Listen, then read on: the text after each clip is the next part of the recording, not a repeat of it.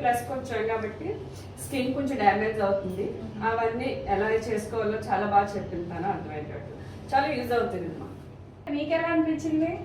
చాలా బాగా నేర్పించింది. మనకు చాలా విషయాలు తెలియవు, అంటే ఏ ప్రోడక్ట్ వాడాలి, ఎంత క్వాంటిటీ, ఏ షేడ్స్ మెయిన్ మన ఫేస్కి ఏం సూట్ అవుతాయి అవి మనకి అంత కరెక్ట్గా తెలియదు, చాలా మందికి, నాకు తెలియదు.